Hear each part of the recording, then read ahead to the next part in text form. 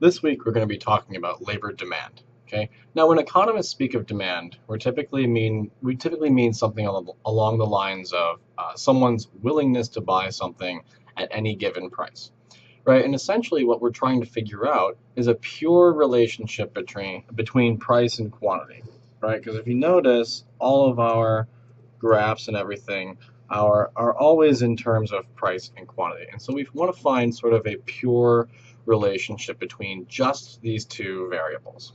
Okay, and so for most things, your willingness to buy any of them is tied to your willingness to consume it. So I give the example of oranges in the notes. The reason why you guys buy oranges, for example, is because you enjoy eating them, right? So you enjoy eating oranges, and as a result, you'll purchase them. Okay, and labor demand is in almost all respects exactly the same way. Okay, companies hire people, but there's a difference. There's a little bit of a difference. Okay, economists describe labor demand as sort of a derived demand curve.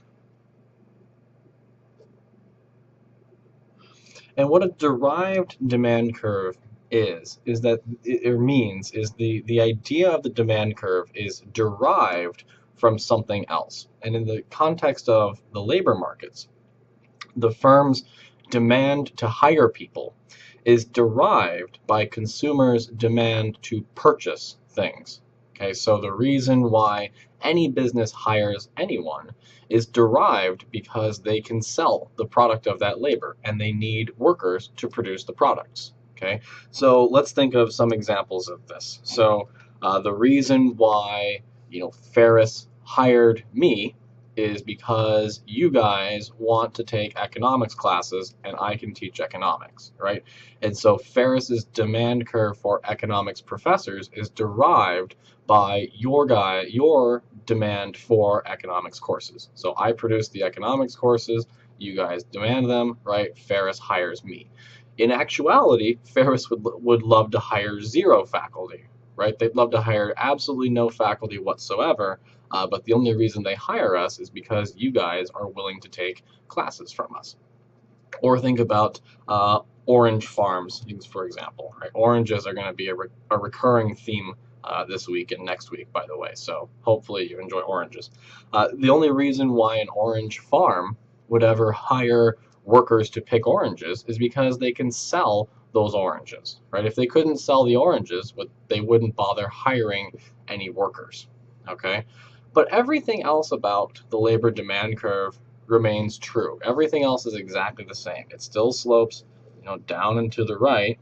Okay, and it says that at lower wages, right, at lower price or wage, so we can replace this with wage now, right? At lower wages, firms will want to hire more people.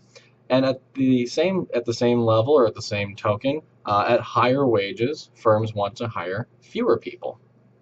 Okay, and so if we understand just that, right, just that the labor demand curve is derived from the demand curve for the product itself, right, and that at low prices businesses want to hire more people, and at high prices businesses want to hire fewer people, we actually understand a great deal. And what this actually means, or what this means in terms of policy, by the way, right, is that if you make hiring workers more expensive. So if we increase wages, for example, right? So let's say the prevailing market wages, oh, we're in W now, is here, right?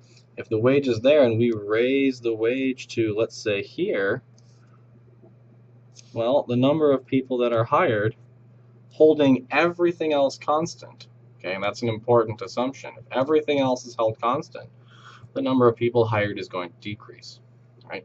And so what this means is that any policy that has the effect of raising wages will reduce the number of people hired, okay? Again, this is assuming what we call ceteris paribus, right? Everything else being equal, okay?